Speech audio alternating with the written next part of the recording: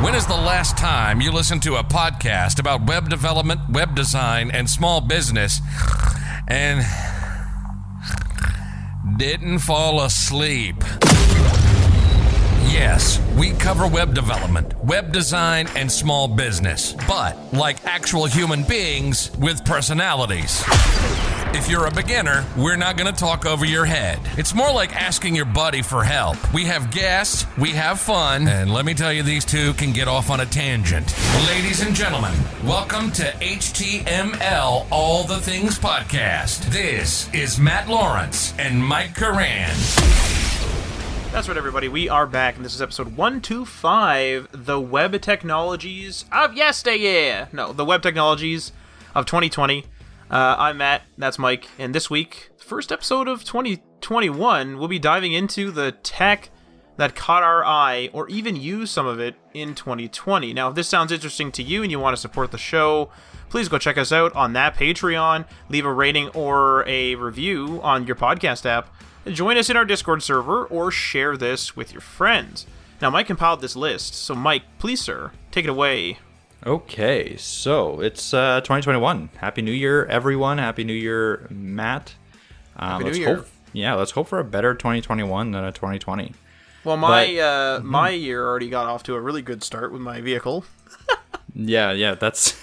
I'll tell a real brief, almost like a pain point, but it's just a real brief funny story. And this little part isn't funny. So I have a relative which has that Philips Lifeline. They pressed the button because they needed help, and no one was injured or anything, so don't worry. But they needed help, and it was pretty late at night, and so I was like, okay, I have to go over there and just help them. And the person just has mobility problems. I'm not going to get into it, but and so I was like, okay, I better get down there. But it was like 3 a.m. Now I was still awake. That's why I picked up the phone call, because I'm crazy. And I start, I get in the car and I drive out there. It's about, however many minutes away. It's a fair distance. And I'm driving, and it's winter here, Canada, of course. And the windshield's clear, and I go and I hit the windshield wiper button. And my car has 2 windshield wipers, a big one for me, the driver, and a small one for the other guy. And they both sort of like swipe the windshield, of course, in tandem, but they're like very specifically timed. And I hit the button, and the big one goes, but the little one gets stuck. And that's happened before, because like I must have missed a piece of ice, no big deal. So I'm still like in a lit area with streetlights. So I pull over and I lift up the wiper. Sure enough, a little bit of ice that I missed. Scrape that off, put the wiper back down, and I hit the button again. And this time the little one that got stuck goes, but the big one won't go. So I was like, oh, maybe they're like out of sync, and I have to like move them, because like the one was like they weren't sitting in their resting position, so I like manually pushed them to the resting position, click the button again, and the genius that is whoever decided to design the little squirter things that clean my windshield, put them on the mass of the wipers, like the metal thing that's like holding the blades. Those things are all like, the tubes are all like wrapped up in that, and the big wiper broke, like it no longer goes. It just kind of like goes a little bit and stops. And the big one kept going, and they started like trying to get out of sync, because one was going a little bit and one was going ham, and they started smacking each other and completely like bashed all that, like all the little sprayers all up. I took a look at it this morning in the daylight. Looks like none of it was broken. That was my first night back from holidays. My first day back from work. My work day was normal, and that was my night. So I don't know if that's an omen or something crazy or what. But that's yeah. Hopefully that's the worst thing that happens in 2021. But yeah, what a way to start 2021 for you. And but with this episode, we're going to be looking at 2020 year in review a little bit. We're going to talk about some technologies, and then a little bit of a retrospective on our year in HTML All the Things. So let's get right into it. Segment number 1, 2020 web year in review.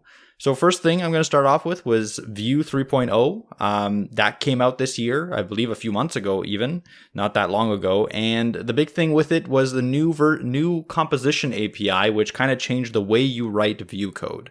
So instead of writing it in separate lifecycle sections like mounted, created, all that, you can write it all in one big created or one big section, essentially putting those life cycles wherever you want inside there. So it removes a little bit of the rigid structure that Vue used to have and adds a little bit more flexibility, similar to what maybe Svelte or React has. So it kind of combines everything into each other. Well, so one thing, I was expecting myself to use this a little bit more this year, and for the transition from Vue 2.0 to Vue 3.0 to be really smooth in some of my projects. Like I had some discussions with our CTO about, hey, like we don't want to be behind in any sort of technologies too far because of what happened with Angular back in the day, where like if you got caught behind with Angular at any point, it was a nightmare to kind of go up 2 levels. So if like Vue 4.0 came out, it would be really difficult to upgrade from Vue 2. So you don't want to get stuck in that kind of cycle. But I wasn't able to migrate any of my projects seamlessly this year without putting in some effort. That's still something on my docket for 2021 because I do want to be compliant with Vue 3, but there are just a few things, and we talked about them in our Vue 3.0 episode, that I need to change the way I write Vue code and also change the way my team writes Vue code to be able to adapt to it. So that's been kind of a little bit of more of a hassle than I thought it was going to be. I remember you talking very highly of Vue, and I have a little bit of experience with Vue, although like you set up Vue and then I went in and installed it just in the vanilla CSS. I can't remember what we were building. It might have been the Hat demo site. It might have been the Hat demo site, but it was also No BS News for Reddit. Right, yeah. So like you set it all up, so I didn't really do much Vue programming, if you will. I just know how to make the page in Vue, if that makes sense. But basically, I know that you were hyped then because it was new to us, and I believe that was Vue 2.0. Mm-hmm. And then we had an episode, I believe, in 2020 of about Vue 3.0. Yes. And you being like super hyped, and I mean, the IT person inside of me always says that, or always thinks like, oh, we're about to do an upgrade. This is going to be a disaster. And it sounds like that's exactly what happened. It kind of, I don't know if it was a disaster because, again, the only reason that I didn't upgrade was I literally didn't spend the time to do the migration that needs to be spent. It's not crazy amounts. It's just definitely like one of those things where I need to take like a few days out of the week and just do it for my project, at least the project that we're going to be supporting in the future and stuff like that. So yes, it's exactly what you're saying, essentially, Matt. I thought it was going to be a much simpler, maybe migration tool that you could run and it would like do it for you. But that definitely did not turn out to be the case. It's something a little bit more hands-on and a little bit more adaptation needs to be. You need to adapt to it a little bit more than I thought it would be, and I would have liked it to be. That's not to say that I don't like Vue anymore or I'm going to switch to something else. It's possible, but I still really like Vue. I think my team likes Vue. Like Vue 2.0 does everything that we need. We theoretically, like don't need much else, so we don't need to switch. But definitely for future proofing and the future of our plugins and stuff like that, we probably should.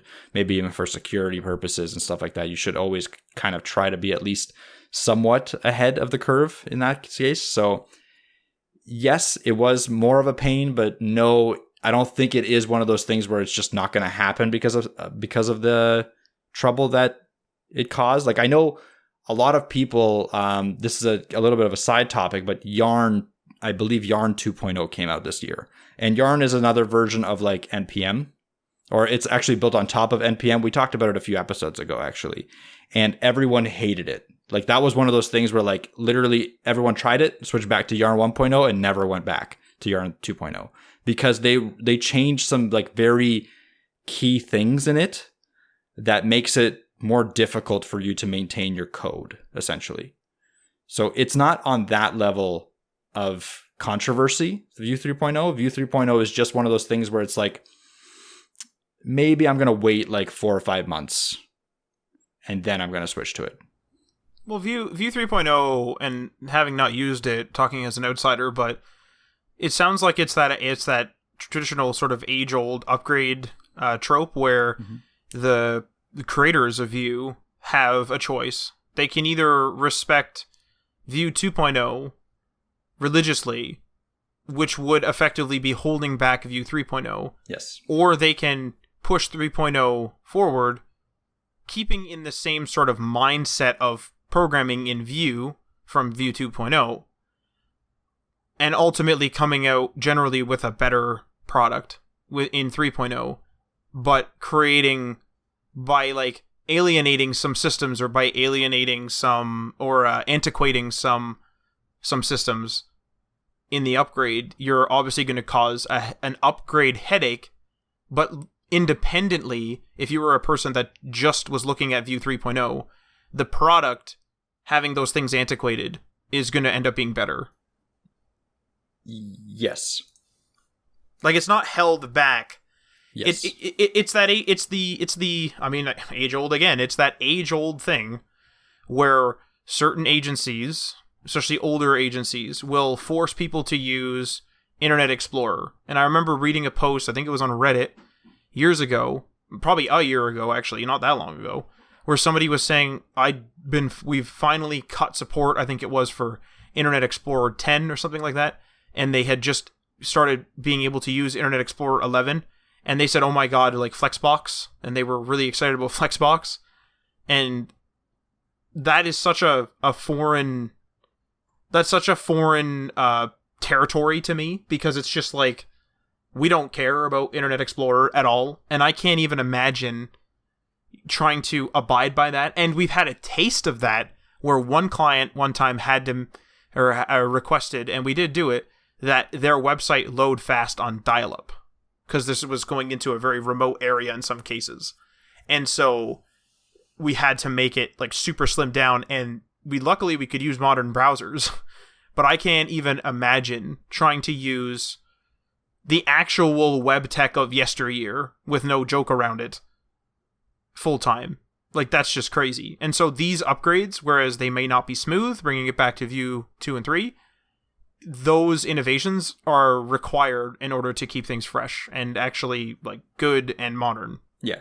And I also appreciated the fact that with Vue, they did kind of appeal to the loyalists of Vue 2.0, and they made it so that it is backwards compatible with their the current structure. So I can use either or in my project, the current structure or the older structure. They changed a few small things that I have to adapt to, but on the majority of what I have, I can leave the code as is and then start kind of slowly migrating it to the new composition API that I was talking about.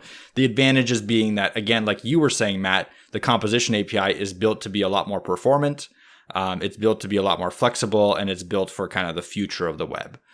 So that's why you would want to switch to it, but there's no switch to it right now. Otherwise, we're not going to support it kind of thing. You can still use the older stuff and the new stuff at the same time, which is something that I really appreciate in an intermediary phase. I don't expect this to last for more than like one version. Like I can see Vue 4.0 in a year or two phasing that older structure out. But as long as they give me that intermediary where I can take a year or two to switch all my stuff to it, I'm okay with that. And that's sort of, as a final comment from me about this, like that's sort of like the Windows upgrade path where, Windows XP was around for a really long time. Windows Vista was around for a really long time, well beyond the new Windows coming out. Yep. Windows Vista was supported for a long time into 7. 7 was supported for a long time into 10. And oftentimes there was more than one overlap. Exactly. If I remember correctly, I think like when 7 was around, Vista and XP were supported for a very long time. Mm-hmm. So, and before they were considered end of life. So, I mean, of course, if you have some sort of huge web app and you don't have time to do the upgrade pain, then don't, obviously. Yeah, exactly. And so I appreciate that about it. I like Vue 3.0. I'm definitely I'm going to use it more in 2021. I pretty much didn't use it at all in 2020, which is something that I did not expect. So moving on here, TailwindCSS. So this is something that I did start just using in 2020. I know it's been out for a little while longer than that, but I personally started using it in 2020, and I believe a new version of it came out also recently in 2020. So it's a big thing. It's a CSS framework, kind of like Bootstrap, but a little bit more CSS-y. I don't know if that's the right way to phrase it, but it's essentially writing CSS inline with the ability to kind of change those inline styles. And a lot of the inline styles that you write in Tailwind are very much strict to their CSS properties. So for instance, if you want like display to be flexbox or flex, you would just write flex in the style tag of that component or of that div. And that's kind of how it goes along the way. And there's a lot of autocomplete stuff.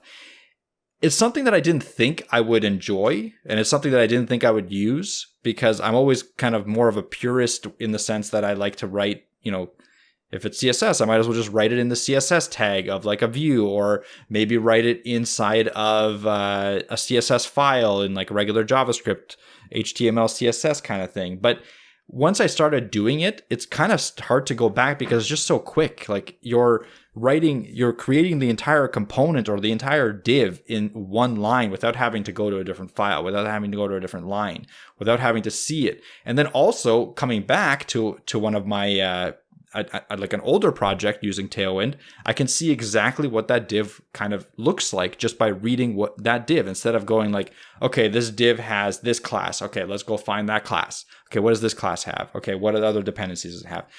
It takes away that extra step.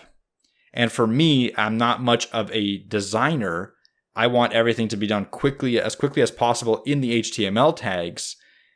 I like it. I think that's why I like it. I don't know if you have a different reasoning, Matt. I know you didn't use it much in 2020. I know you used it a little bit, but I don't know what your thoughts on that are. I think it's largely the same. It's what it really is for me is the troubleshooting, like you're saying, is nice. But my favorite part about it is definitely when you get it started. So as you're going through like a website, you're just getting started and you're just like laying everything out in the HTML. You can basically do your CSS all without switching files. And then you don't have that constant switching. You don't have to keep remembering what class it is, because eventually things do get complex. And then as you find things that are going to be repetitive, like if you're constantly using this type of content box, if you're constantly using this type of spacer, if you're constantly using these type of repeatable elements that we can find oftentimes in blogs and other websites, then you can sort of wrap those in their own sort of custom class. I forget what Tailwind CSS calls them, but then you can then justify sort of like that repeatable tag, so then you're not just typing out all the different classes. And for those who don't know, Tailwind, you're literally typing out effectively the CSS properties in classes. So you do like it's been a while since I used it, but like a d-none would be for like display none and stuff like that. And you just like write out like tons and tons of classes per div to make it work, which works for those individual ones, like adding margins and stuff like that. But then when you have those repeatables, like I just said, those repeatables then become just one class that you make like a custom collection of the Tailwind CSS properties, which is pretty nice. Yep. So it's just a matter of not having to switch back and forth between the files, laying it all out right there, and then realizing, oh, this is something that's repeatable. Let's fix that right now, instead of sort of what happens in traditional CSS where you realize something's repeatable, so then sometimes you backtrack and you try to pull another class, but then you realize that you put something very specific, like almost virtually the same. So like if you, let's say, have the same content box for everything, but some of them have borders, when you're in traditional CSS, you might make like content.box or .content-box as your class, and then you're going to be like, holy crap, like, I'm making this same the same collection of properties over and over and over again. I'm going to use this, content-box class. You do it, and then you're like, wait a second, I don't want borders and everything. So then you got to like rip that out, make another class, and now you're adding a second class to some of these things, and it's not as right in front of your face. And it's more in front of your face with Tailwind, because you're just like, oh wait, I don't want to keep typing this thing out again. Let me just like copy paste this, and then it's just easier, I find, to do it that way. Yeah, I think it just makes stuff a little bit easier. I think that the thing I like about it is it's not a major change. It's not like Bootstrap where they make a lot of assumptions for you, like what a button's supposed to look like, or what a container is supposed to be, or what a grid is. You know what I mean? Like Bootstrap does a lot of things for you, whereas Tailwind, it's just CSS really written in a different way, and it just makes it slightly faster. I think that's all it is, and that's why I like it. I have used Bootstrap many times. I tend to be pushed away from it because, again, it's something I have to learn on top of CSS. Whereas Tailwind is just CSS. And that's it. Yes. It's often been said that Tailwind CSS is not a UI framework, whereas Bootstrap is. Yes. Like, Bootstrap has those cookie cutter things, but the thing is that with Tailwind, you're building the UI from scratch for the most part. You know, almost like 99%, if not 100%, you're building the UI yourself. Now, there is another tool called Tailwind UI. I haven't really looked at much into that, so I presume that's what that is. I don't know. I don't actually know. Paid tool, yeah. Okay. Yes, I'm not sure what Tailwind UI is. I've never used it. But with Bootstrap, it's sort of like Bootstrap is there's pre-built things. So you're adding, like you're saying, buttons. You're adding. You can just say like, oh, I want a nav bar of this type, and then a nav bar just sort of appears, and it's responsive, and it has the navicon or the hamburger menu, as some call it. It's all right there. Basically, Tailwind is there if you want to use a framework, but you want to build from scratch. Bootstrap is there if you want to rapidly spin up a website, and that website is going to have pretty well the generic, standard, modern design language of whatever version of Bootstrap you're using. Yep. Yeah, that's a good way to put it. I like that. Okay, so moving on, Svelte. Svelte is, again, it's not a framework that came out in 2020, but I think it gained a lot of popularity in it. It's, again, a similar framework to React and Vue. We had an episode on it. I'm not going to go too far into it. It's made a name for itself for being a lot easier to pick up because it's a lot more like JavaScript. It's a lot more like you're just writing simple JavaScript inside a component file. There's a lot less structure to it than with Vue and React, and it's very fast, and it works really well on like low connections because, again, the minified files are very small. It has a decent plugin ecosystem now. It's growing and growing. It has a bunch of built-in features that you can pull in that are built first party from the Svelte developers. There's just a lot to like about Svelte, to be honest, and it's another one of those things that I might explore more in 2021 because it has the potential to be the de facto framework, in my opinion. As much as I love Vue and I'm still like fully ahead with Vue, I'm always looking for something else, and I always want to make sure that I'm not too far behind. So that's why I think I'm going to keep Svelte in my back pocket. I might use it for a small project here and there just to see how viable it is. Because I know when I used it before, it was great for like prototyping, great for getting something quick, but I had a few issues where I was like, oh, does this support it? And it wasn't supported. I can't remember exactly what it was, but I think I talked about it in the Svelte episode from before. So moving on here with that, Deno. Or it's either Deno or Dino. I can't remember exactly how to say it. It is incredible how this, I don't even know what it is. And that's what's incredible. I don't even know what Deno is. Like, if you came up to me and was like, you want to play Deno? I would just think it was a game. Like, yeah. I don't know. It's a weird name for it, and they actually themselves mispronounced it initially, and then they corrected their pronunciation, so that's why I'm confused between Deno and Dino. Wait, the creators? The creators, correct. Yeah, the creators. How do you... I don't know. What? It's a proper, like, it's I mean, sort there's of like a team of them. Maybe they just had a disagreement or something. I don't know. But regardless, I know some of the creators mispronounced it at some point. So I was going to say, our name, HTML all the things, I've had a couple people say, I believe it's the is supposed to be lowercase. That's correct in normal English, but it's a proper title, and we use the acronym HAT. So therefore it's supposed to be capitalized in our brand, if that makes sense. Yeah, we're not writing an essay here. It's all good.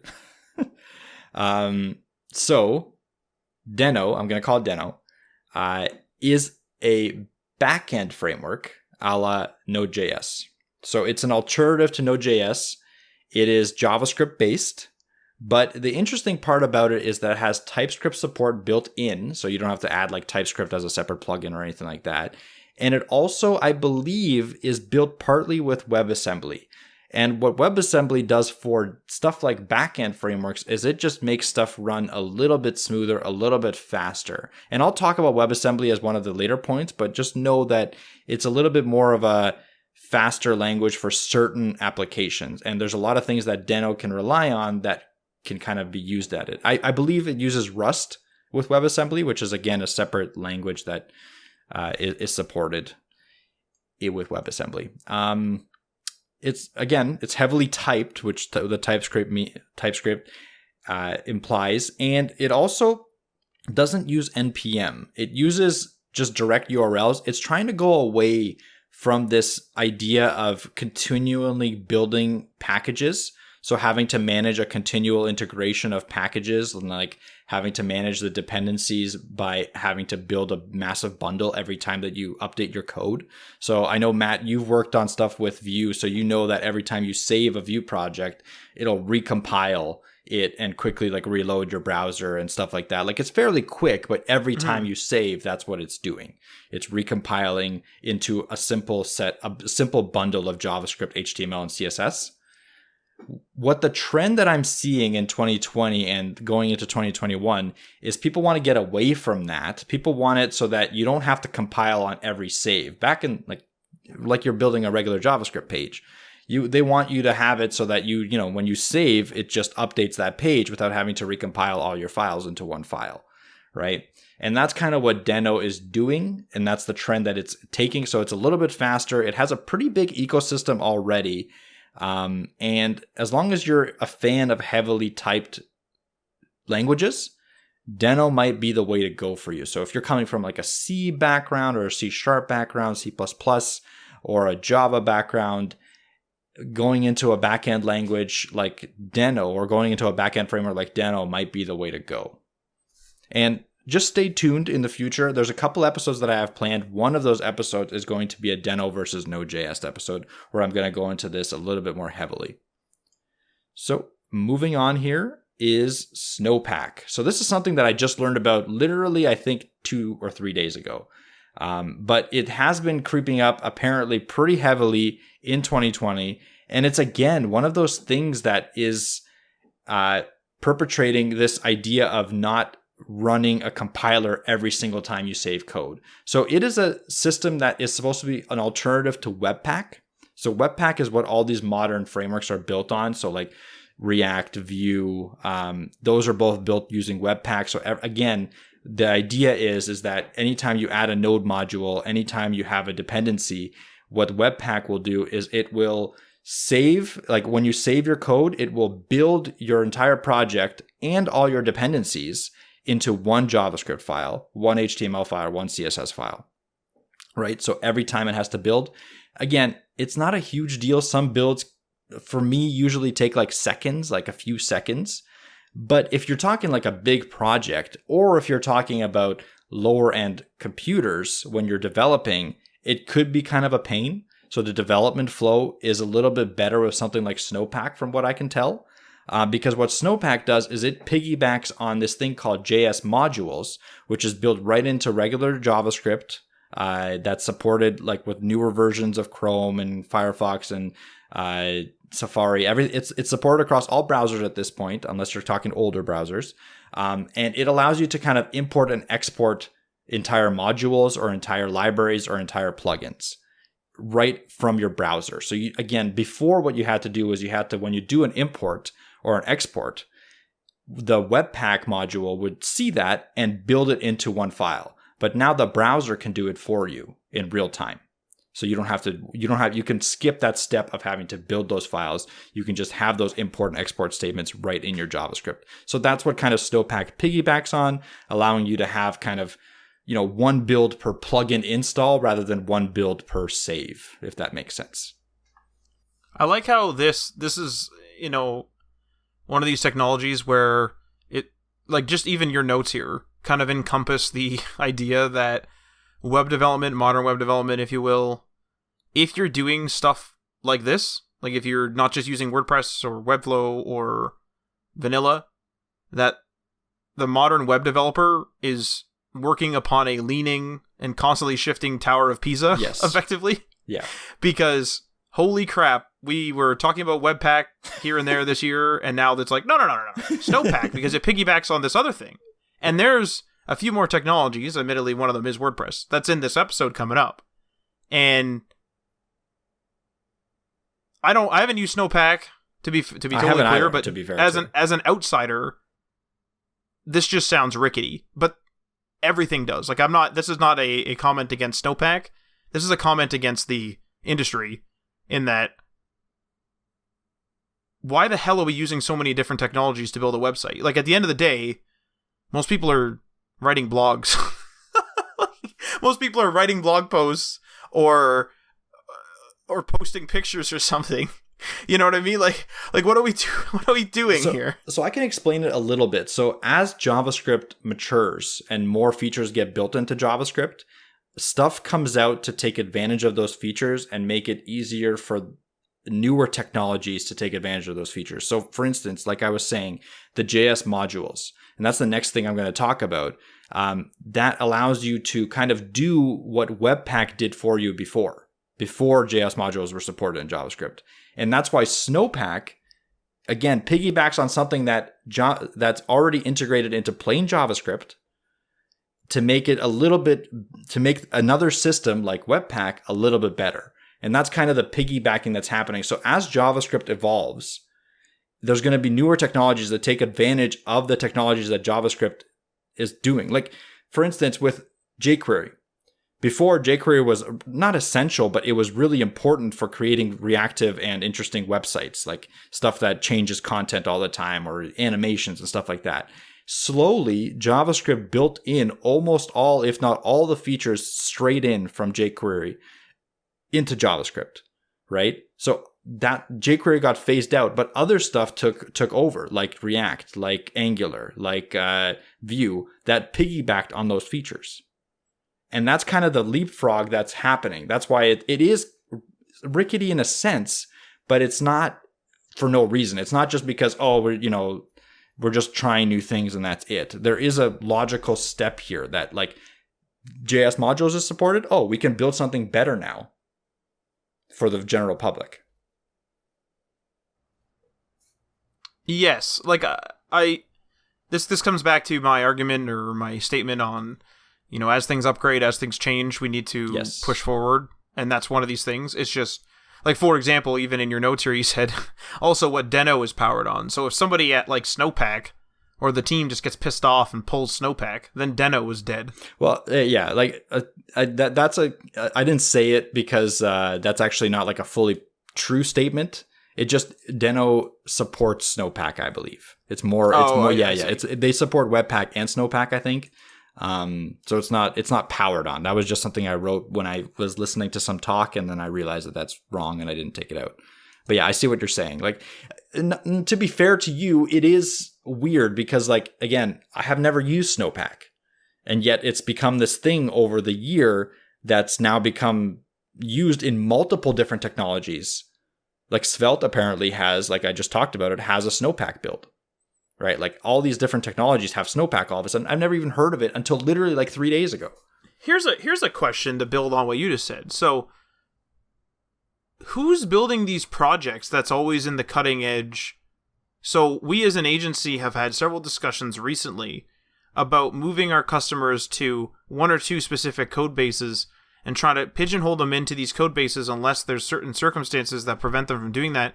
And by doing so will result in us having better customer service for them, but also having it so that it's easier for us to manage so that we're always in X framework or we're always in X tool.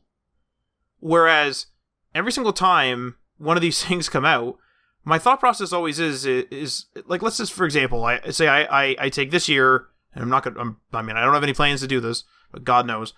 Let's just say this year I decide, okay, I'm going to become a React.js guru. And so I go and I build everything I can in React, and I learn all the ins and outs, and I build a bunch of projects, and I have the greatest time in the world with React.js. And then something comes out, I don't know, like React Vue or 2, Svelte. like React 2 or something, like whatever, like just something brand new just suddenly comes out. And React 2 is like a totally different thing, and it's not React.js, it's just called React 2. People just start using it, and it suddenly becomes popular. But I'm just trying to figure out in my head what agency is being like, yeah, let's use this totally untested new thing. No. And then with that being said, it's like, why are these freelancers, not to sound ridiculous, but why are these freelancers bothering? So it's not agencies, like not old agencies that all of a sudden get out there and just start using new technology right away. They do wait for a while, older agencies, and they do what you're saying. They pigeonhole customers into certain technologies. That's why they're not at the forefront. They're just building websites, cookie cutter websites, boom, boom, boom, boom, boom, like a factory, using technology that they already know until something else comes out that's proven in like 5 years. Anyway, it's not those people. It's startups. Startups that have newer technology, newer brands and stuff like that want to attract newer talent and want to attract better developers. Those are the people, those are the companies that are actually using these newer things. And those are the people that are pushing it forward. Because once a startup of a legitimate size, let's say a startup starts using Snowpack because they like the idea of it and they find an issue with Snowpack. If they're of a legitimate size and they have the funding, they'll actually put money into Snowpack, even though it's like an open source project, for them to solve the issues that they're having. And that's what moves these projects forward. The more companies like that feel that this technology is the way forward, that use it, they are the ones that go in and actually carry it forward. Because not only do they provide like sometimes income, like legitimate money to these companies to be able to develop it, they actually provide developers sometimes and being like, hey, John, you are actually going to go and work on this bug for Snowpack to make it sure that it works for us, but you're also going to submit it as a pull request into Snowpack so that it works for everyone else. Because we want to put ourselves forward as a forward thinking and a forward acting organization, a forward acting startup, so that when we need to hire Jim over there, he's going to see that, hey, we submitted some pull requests into Snowpack. We're willing to work with newer technologies. Maybe Jim that just graduated from Stanford will be willing to work with us. It's a way for startups to get better people to push for technologies forward. It's all kind of like this snowballing thing. Like, for instance, like one of the startups that we're working with, we talk to other startups all the time. We're using Vue.js right now. We use Flutter. We use these newer technologies, like not the newest ones out there, but newer technologies. When we talk to the newer startups, they're also using newer technologies. As soon as we start talking to older corporations, they're the ones that are stuck kind of in the cookie cutter route where they're using older stuff because they just have no choice. Because they have so many people there, it's just difficult to switch. Like, it makes sense because like you have like 50 developers or 60 developers that all, or like 100 developers that all have been using the same kind of technologies for years. Switching 60 to 100 developers to a new technology, that's a very big task. Like like hundreds of thousands, millions of dollars potentially, because you've got to retrain them. And the good thing is that if you're a lean developer, like if you're a startup developer, or if you're, willing to learn the theory behind the programming, it's not that difficult to go to a different tech. Like going from Snowpack to Webpack, for me personally, will not be a challenge. Like that's going to be like, half a day of just, converting my stuff to it once it's supported in the technologies that I'm using. It's not an issue. And that's the challenge that these companies, that these other, not these companies, but these other projects like Snowpack, like Svelte, like Tailwind, all have, is like that migration process for someone to just pick it up and use it has to be very easy, at least for them to get started with it, or for them to convert whatever they were using with it. And then for them to learn maybe the intricacies, that's the difficult part. That's a pretty good insight, honestly. I never really thought of the startups wanting to do the pull request, checking out the new stuff. Yeah, it's a big thing. It's a big thing in the industry. This is like a question that probably we can't answer, but what's interesting is if there were, so let's say you're a startup, you choose Snowpack and you start using it, chances are you're going to slowly become that agency that doesn't want to move away from Snowpack. So it's almost like as if these consistent, or this, I don't know if it's new or what you'd call it, but this startup company culture is actually fueling web development. And it would be interesting to see in an economic downturn, where startup culture itself is affected to the point where people are not starting companies at the rate in which they were, or specifically not in tech for whatever reason. It'd be interesting to see if the industry stagnates to an extent and you just basically have like JavaScript being pushed forward, but everyone's sticking with their Snowpacks and their Webpacks, and there's no like Foxpack or whatever God knows whatever else would come out.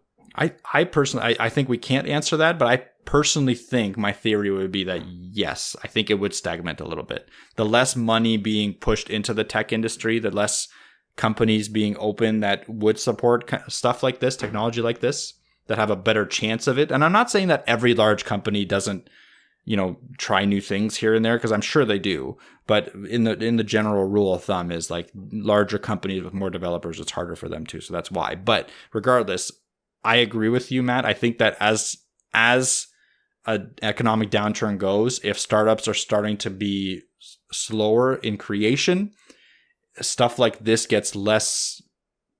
It gets less popular to create, because again, when you're creating something, you want people to use it.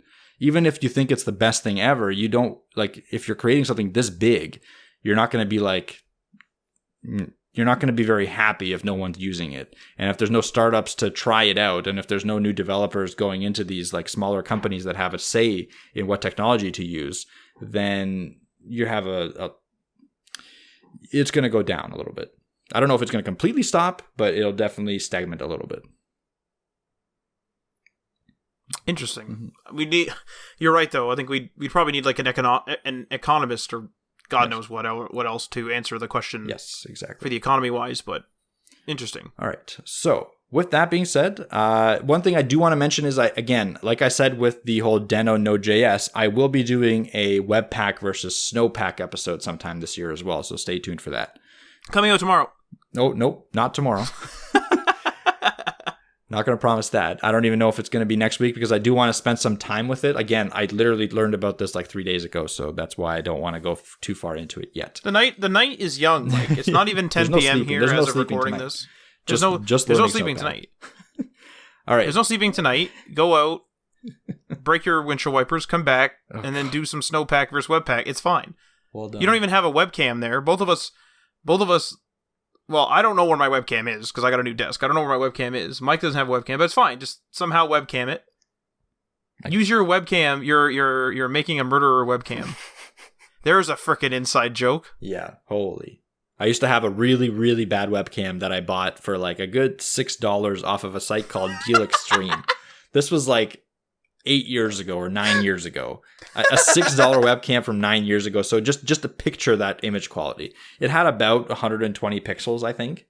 120 It looked pixels. like you always had the blue light filter on, yeah. Which is why I call it the Making a Murderer, because like the Making a Murderer intro has like sort of a patina to it, because it's like the intro, right? It's like animated or whatever. And that's the exact thought I got from watching when Mike turned that on. I was like, holy fuck, looks like you're filming Making a Murderer, but like the intro to it, but like live quality. Even worse quality than like the 70s photographs that were faded from the Making a Murderer documentary. But yeah, with that being said, back to this. The next thing here is JS modules. So like I talked about before, I mean, Deno, Snowpack, all these things are kind of piggybacking on this other trend. And this, again, is not something that came out in 2020, but I feel like has definitely been pushed forward in 2020, is the JS modules. And essentially all that is the ability to import and export functions and classes from one file to another, natively supported by the browsers. So instead of having to, again, compile your code, which we used to have to do before, into one single JS file, you can have multiple JS files with different classes, different functionality, different plugins, and be able to import and export those JS files willy-nilly inside the browser. And that's about it. There's not much else really to it. Again, it allows for stuff like Snowpack, Deno, all these technologies to exist without having to have a massive amount of compiling, without having to rely on a lot of server infrastructure, and with the ability to also have much better caching functionality. So let me explain that a little bit. How caching works is that it essentially allows you to store a file on your client machine. So when someone loads your page, they store the files there. But if the next time they come to your page, they see a change in a file that they've stored, they'll take it from the server rather than the stored file. What happened before with like Vue.js or React, every time that Webpack builds those files, it builds them into a single JavaScript, HTML, and CSS file. So anytime you make a change, regardless of if you're changing a plugin or whatever, it's going to update the whole shebang. And every time that the person accesses that page, they're going to have to take the whole shebang with it, right? Well, now what you are allowed to do with JS modules is instead of updating the whole thing, you're only taking the files that have actually changed. You're splitting up your files again. So this is one of those trends that kind of was popular before, where we had these websites that had many, many, many files. Then it came back into this single page web app kind of infrastructure where it was just one file, all packaged using Webpack. And now it's trending back to the sense that, hey, maybe a lot of files does make sense, especially when we're talking about large plugin files that don't change very often. So anytime that you don't have a plugin that changes, that's going to just be cached forever, essentially, on your client's computer. So they don't have to update that random plugin that you're using to like update the weather or something on their website. They only update anytime you actually change your core code or something like that. That's the only files that will be updated. So that's the advantages of JS modules. There's probably other ones that I'm missing, but it's kind of a cool technology I want to discuss. With that, next thing here is WebAssembly. So this one got a lot bigger than I thought it was going to get. This could be interesting to you, Matt. I'm not sure, but essentially what WebAssembly allows you to do is run low-level code like C++, C, Rust. Those are all like low-level languages in the browser to do certain computationally heavy tasks. For instance, any sort of rendering or video encoding, like FFmpeg. I don't know if you know what FFmpeg is, Matt. Although it sounds like a movie codec. So the reason that I pointed it out is because it's one of those. It's a library that essentially allows you to convert one type of video to another type of video. Right. So you can convert like AVI to MP4 or whatever. And you can do that. Usually what it does is it's something that you would put on your server, like your PHP server or whatever.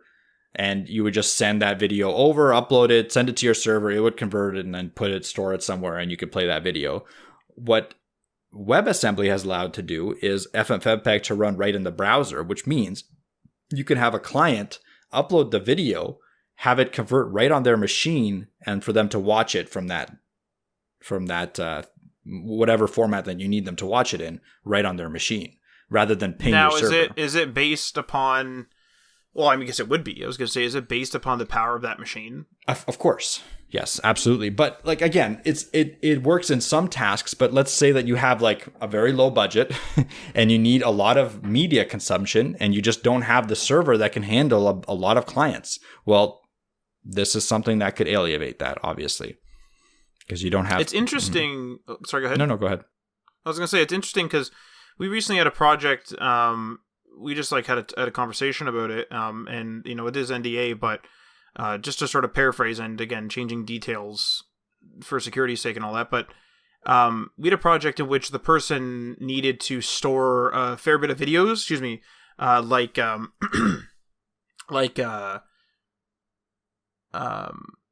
of like YouTube almost.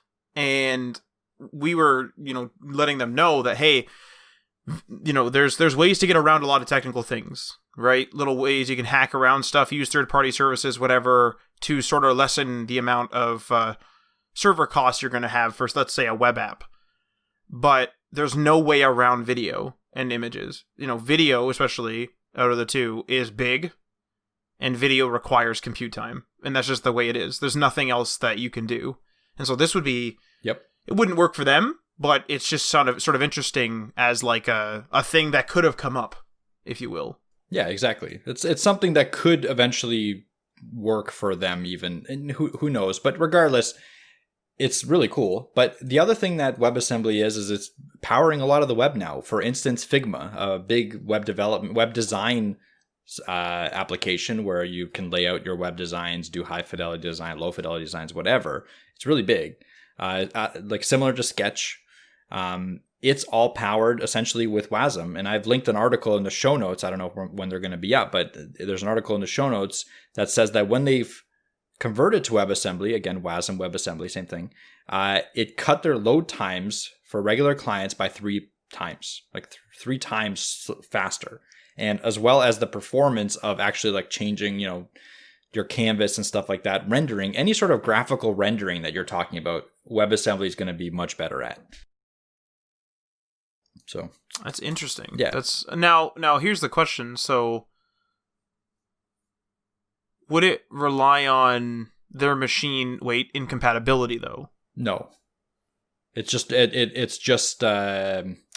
in what way? It would rely on the browser supporting it, but I believe WebAssembly is supported pretty heavily on all browsers at this point. Because I was just thinking It's a browser technology. Okay, because I was just thinking, like, would this offload to some sort of, like, Windows process? No. And then No. You'd be like, oh, you're using Linux. Sorry, bud.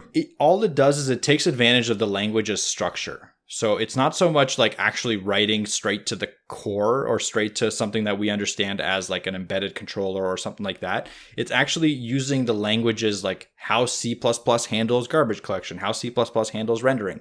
It uses the advantages of those languages to render stuff and compute stuff faster. Because JavaScript has a lot of unnecessary things it does in the background that we're not certainly aware of. So we're not aware of what it's doing. Like maybe to move a pixel from left to right, it's doing something a lot less efficient than what like a C++ renderer would do, if that makes sense. Right. Yeah. So it's just allowing you to use these low-level languages to kind of take advantage of their power.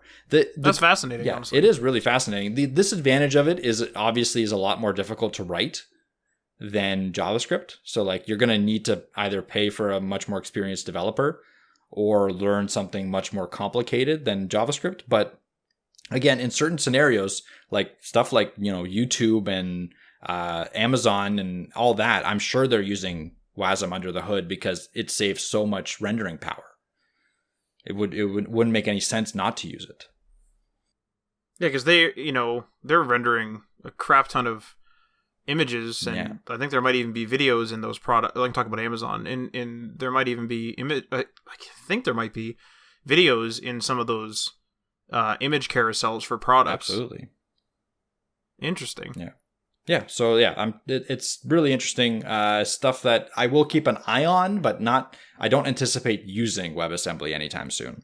I don't have any kind of projects that will require me to go to the core, essentially. But with that kind of ends the section for new technologies that I was using. And so just a couple of things that I want to touch on is that we don't want to always be focused on only the new stuff, because there's plenty of good technologies out there that are maybe a little bit older, maybe are, aren't as supported, but are still very powerful. For instance, Cordova, Apache Cordova, or WebGap, or whatever it was called before.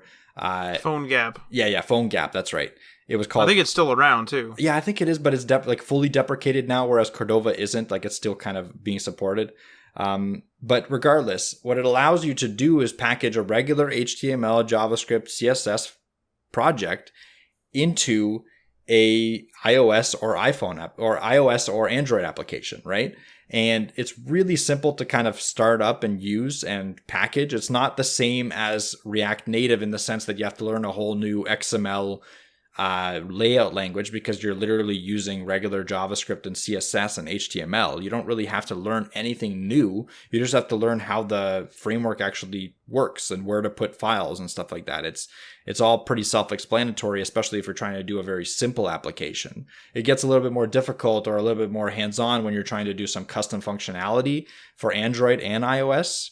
That gets a little bit more hands-on. You have to understand the structures of how Cordova does stuff. But regardless, for the basics, it's great. And if you just have a regular application that doesn't rely on rendering a bunch of stuff and doesn't rely on a lot of CPU and GPU performance, I still think it's a very viable solution, because again, it's a build once and run anywhere kind of solution, right? It's not like you have to React Native or Flutter anything, because Flutter uses a completely different language called Dart. It's a great technology, and I don't have it here because I didn't use it that much this year. Well, I didn't have the need for it, but regardless, it's a great technology. But it's not one of those things where I can just build a Flutter application and run it in the web, the iOS and Android devices easily and with good performance, whereas Cordova is absolutely that, and I do it even to this day. Like I was working on Cordova projects today.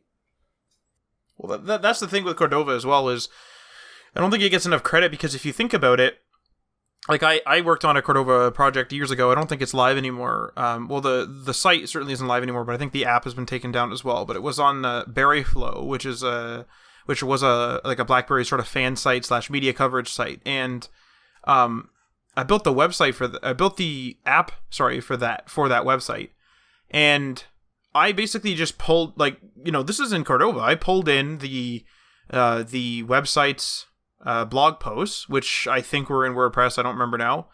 And I also pulled in from the RSS feed, I pulled in the podcast episodes. And I also had a bunch of other little screens in there, and I had there was this media thing that they did called the BlackBerry Initiative or something, I think, at back then, and there was a lot of media, and even that was pulled in, and I even added gestures, and I was new, hell if I knew what the hell I was doing, and I was this was years ago. I was pretty new to even web development, and I built that app. And I told the guy too, in the beginning, I was like, I think I'm going to make it into a web view. And he didn't think it'd be any good. But he's like, well, let's see how it looks. And I showed him, and he's like, this is like a native app. Yeah. He's like, I have no idea. I would have no idea this is a web view. 99% of people out there would not. Obviously, the web developers that are really inclined, they'll know. There's a few little hiccups with animations here and there and stuff like that are just a little bit different than a native application. But if your website is about reading blog posts, no one cares. All it is get the words in front of the person. Yeah, and 99%, your clients, the people that are your audience is not going to care that it's a web app. No one's going to care. No. Yeah, who cares? There are certain circumstances, don't get me wrong, where building a native application or building something with React Native or with Flutter is better, but honestly, I think for most people that are listening to this podcast, if you need to create an Android application or an iOS application from your website, or in general, really, that you need to create quickly, look at Cordova. It's pretty cool. It can do a lot of things.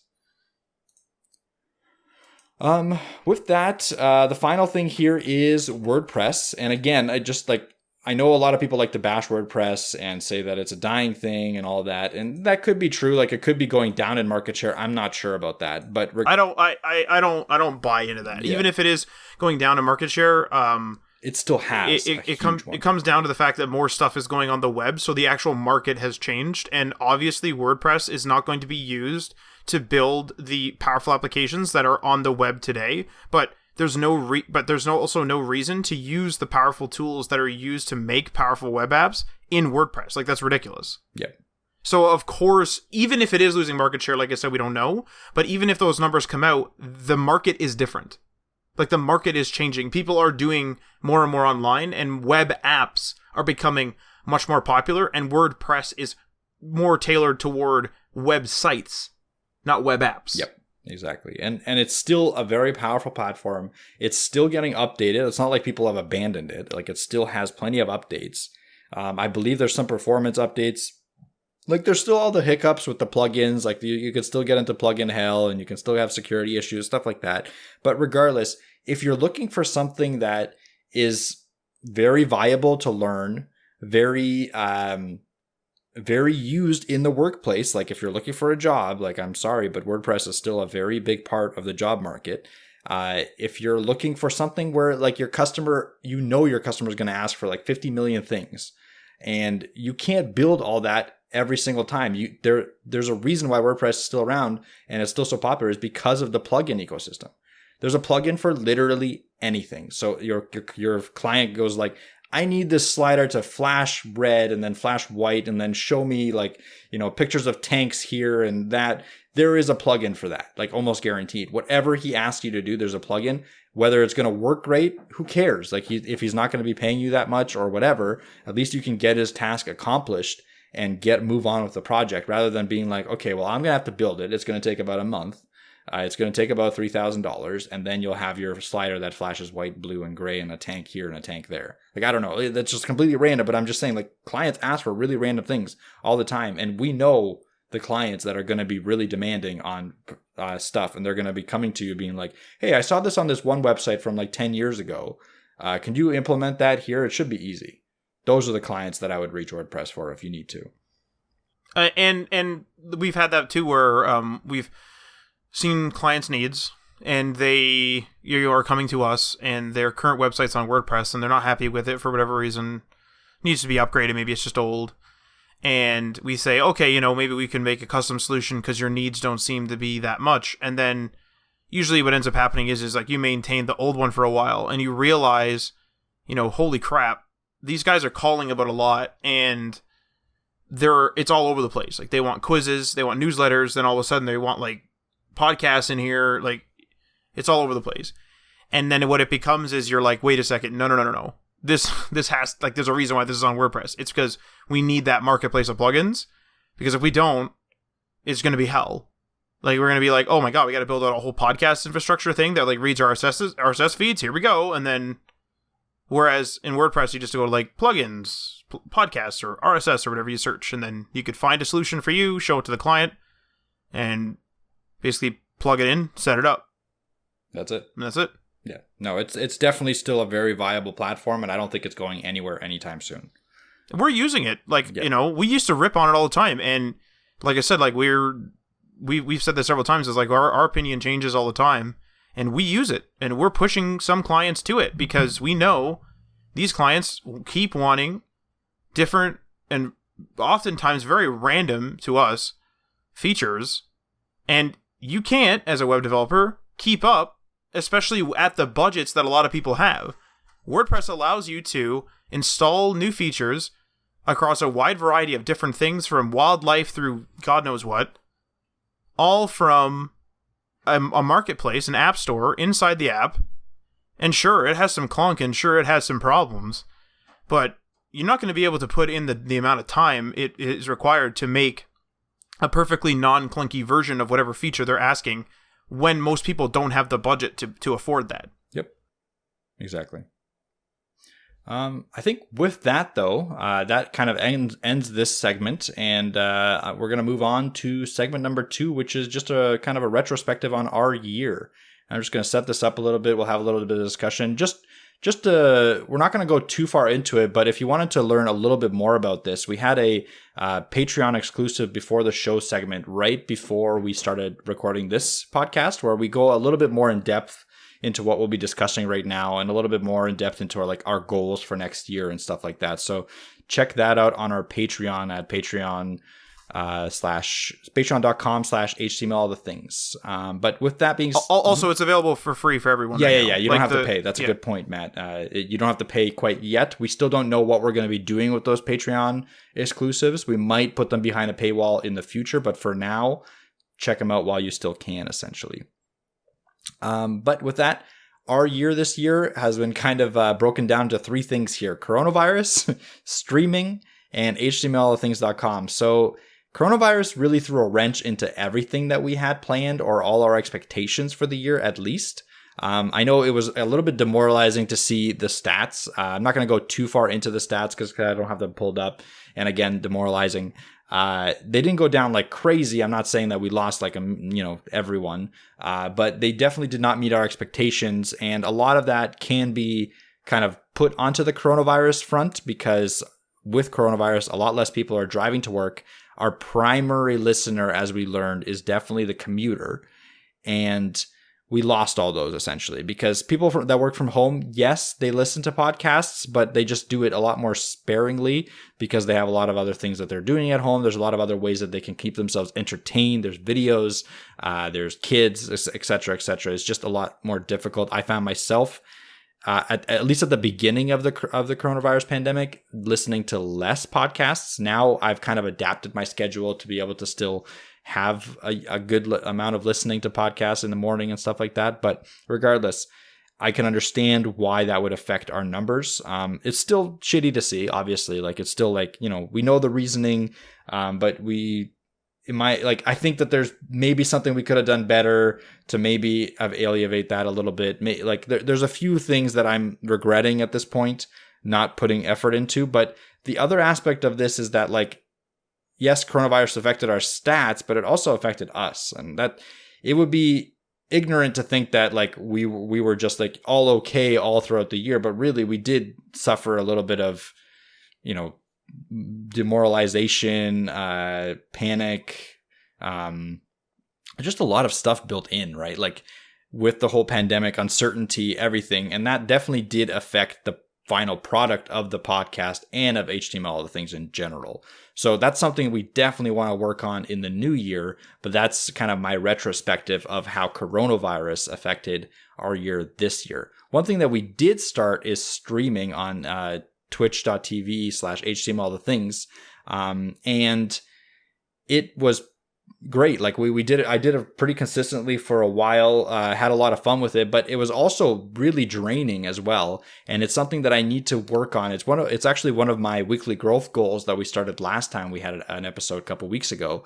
Whereas I need to come up with a better structure for my streams where it's not so stressful on me and it's more enjoyable, because I had a lot of enjoyment out of it, but I also had a lot of moments where I'm like, what am I doing? Like I'm just sweating here and trying to figure out a stupid issue. So I want to make sure that next time I stream, and that's coming up, I want to have it so that it's a more enjoyable and better experience for the audience, myself, and for that to kind of be on a more consistent basis as well. And more John Cena's than ever. Yeah, more John Cena's than ever. That was a great time. And anytime that people donated, or there was a specific bit thing that if you donated, you got John Cena to yell at me in my ear at full volume, no matter what. It's ridiculous, because I always forget to turn down my volume because I'm not listening to anything while I'm streaming. I don't listen to music usually while I'm streaming. I'm just kind of concentrating on the code and talking to the audience. So every time I forget to turn it down, and every time I'm blared with John Cena, that whole thing. And then the other thing, I'll let you, Matt, talk about htmlthings.com, but it's something that we wanted to get out this year, but it's another one of those things that like I think we regret not capitalizing on, but something that we're definitely going to be trying to capitalize on for next year. Yeah, htmlthings.com, I was streaming that as well, and I don't know, I fell off the wagon, but I was also busy, so I just had some like crap going on in my family, personal wise, like some family members had some health issues and stuff like that, and then just the overall arcing thing, not to like whine or anything, but just the overall thing of the year, overall mood of the year, I just sort of hunkered down. I've said this a few times to people, but to me anyway, 2020 was a year of survival. It wasn't a year of progress. And so I just kind of hunkered down and like even just personally and tried to just do things for fun with friends online and just do my work and get my work done and stuff like that, of course. But it was just more of a time of just, this isn't a year of progress that was in my head at all times. So that doesn't really help when you're trying to push almost what's, I guess, a seemingly optional website project down down my own throat to do. But this year we're gonna, it's needed now. In the old draft site served its purpose, but it was getting old, getting kind of rickety. We had some feedback in the beginning, people being like, "Hey, like, why do you have like this, this draft website up when you guys are web devs?" And it's like, well, it's because we're web devs, we're busy. So it's time to pull out like all the stops and actually deliver like a good website experience. And that's what we were hoping to do with HTML things. And then like just coronavirus, like just to retouch on that, like coronavirus is just, a big thing. It's a big problem for a lot of people. It's deadly for a lot of people, which isn't great. And it's just, it's just a bad experience for everyone, whether you're sick or not sick, or whether you're affected or not affected. Everyone is directly or indirectly affected by it. And so it's a hellish time, just to be totally blunt, and it's not good. And so it's just, I don't know, it's just one of those things. Yeah, all of us were affected. It's not to be like, I think it's important to say it, and I think it's important for everyone to kind of acknowledge that, it's not something that you can just brush to the side and hope for the best. It is something that absolutely affects you and affects me and it affects the audience. So especially if you're a person who's had like a family member, die from it or get really sick from it, like that's really bad, obviously. Like, yeah. And like and I've mentioned this before to other people, but like, and off microphone, but everyone, whether they've admitted it or not, has been affected by it. I have friends that were normally like extroverts that became introverts, and introverts that tried to become extroverts.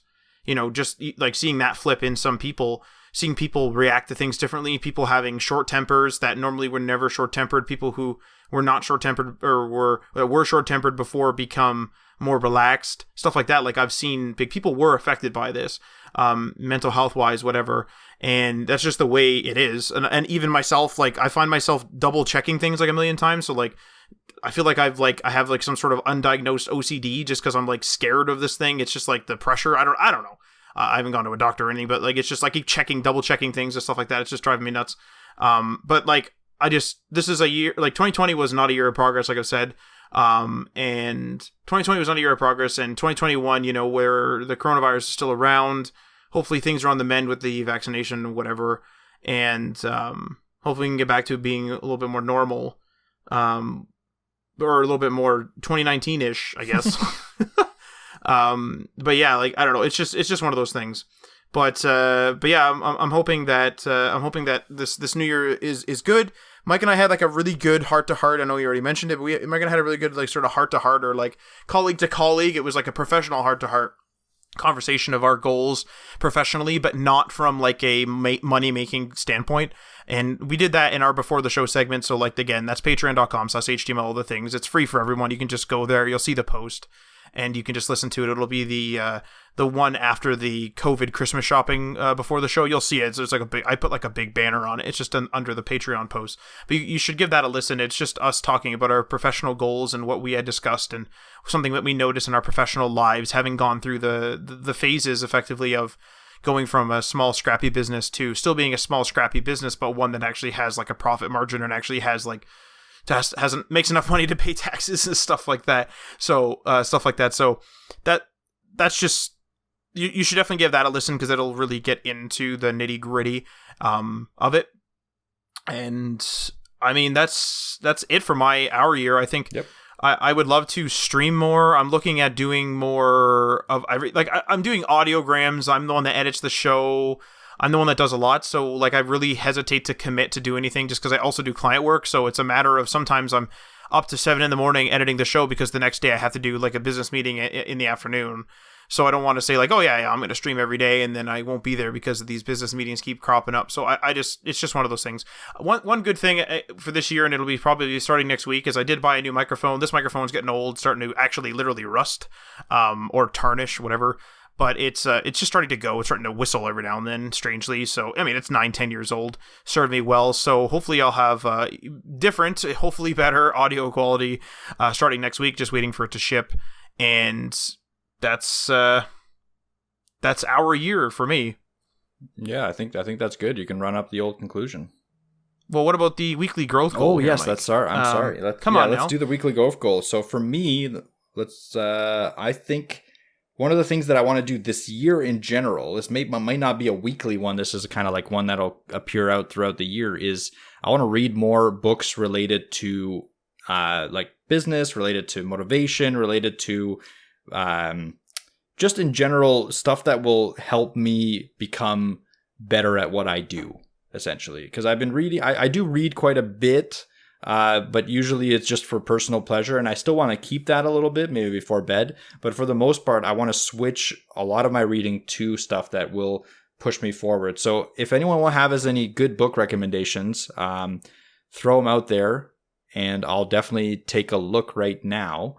Or when you know what I was about to say to you, and I was about to put you on the spot, is you should choose a book if you have one in mind, and just choose like a chapter. Like your weekly growth goal should be, I'm going to reach chapter 3 in book X. Yes. So I am reading a book right now. It's something I'm just super fan. How to become. No, it's not how to become a rocket engineer. It's something to do with space. Wait, weren't you listening to Superfan or something? So I'm listening to one. Like, I'm doing a lot. I'm listening to Superfan by Pat Flynn, which, shout out, is actually a pretty good book. Pat Flynn knows what he's doing when it comes to business, passive income, stuff like that, which is exactly the realm that we're going into. So I'll be following up with probably a lot of the Pat Flynn books, especially on audio, because he records his own audiobooks. He's been a podcaster for like over 10 years now, so he knows how to do the whole audio production. So his audiobooks are great. So I'll be continuing to listen to his audiobooks, as well as this podcast, but I'm also reading, and maybe you can do your weekly growth goal, and I'll come back and I'll state the exact book that I'm reading right now. So my weekly growth goal is the biggest fail in the history of weekly growth goals, because I'm a fool and started the weekly growth goal segment on the week that I went on vacation, so I just didn't do it because I wasn't around. So my weekly growth goal, if you don't know from last episode, is get a functional section of the Hat website up and running, but not necessarily live, like it won't be public. But I'll be posting stuff like that, probably on posting screenshots and stuff like that, maybe even some progress shots, depending on how long it takes on our socials. So keep an eye on that. Probably Instagram, but maybe elsewhere as well. But I realized, like, right, I was like, man, I'm so excited for this weekly growth goal thing, because I can set these small goals and just force myself to finish them, and slowly over the year I can reflect and be like, man, hell yeah, like I finished a whole website, or I finished a whole project. And then the very first one, like I went on vacation and realized, oh my god, like I'm actually gonna fail my first weekly growth goal. I mean, I technically failed it too, although I did do a little bit of work towards it. Mine was the set up my Twitch streaming structure. Yes. Yeah. But yes, no, I am actually I'm going to try to use hashtag weekly growth goal. If you're in our Discord, we also have a weekly growth goal channel underneath the podcast section or category, whatever it is. Go and discuss your weekly growth goal, and let's try to make some goals together. Let's try to make some weekly small goals together so that we can work toward bigger objectives. That's kind of why I put Mike on the spot about his book. Instead of just saying I want to read books of a business type, I kind of want to do like more specific. I'm going to reach chapter 3 of this book, something small, attainable, that isn't like even a whole book. So I found my book, Think Like a Rocket Scientist. It's by Ozan Varol. I have it on my Kindle, and I'm at about 11% of it. So my weekly growth goal will be to reach 20% by the end of the week. Oh, that's it. I'm actually going to type. You're going to hear me typing. Yeah. I'm going to put reach 20% of, what's the book again? Think Like a Rocket Scientist. Oh, Think Like a Rocket Scientist. Yes. And that's going to be on Kindle. Yes. And I really want to see if I can get, and this is just totally me spitballing randomly right now, but I really want to see if I can get some sort of bot on the Discord where people can actually put in their goal, and the bot keeps you publicly in front of all of us accountable. What would you say? Like I want to go in there and say, like, I want to reach this goal, and I want that bot to bug me during the week. I like that. But what would you think about actually making like a little website for this? Oh, something like that. Yeah, that'll work too. That'll be like a good side project for us. Yeah, I mean that'd be a cool little thing. That'll tie right into the show. There you go. Weekly growth goal whatever, exactly. And then weekly growth goal or something like that, and people can make their weekly growth goals, and we'll figure out some requirements and stuff for that. But that could be something we can make.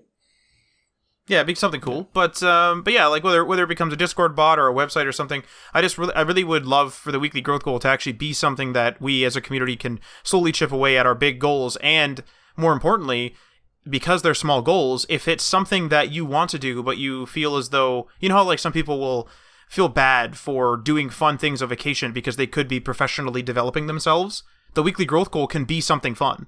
It could literally be, I want to attempt to beat this video game this week. Some of mine are going to be like that this year. I have it in my, like, what I want to accomplish this year. I have, like, beating games in there.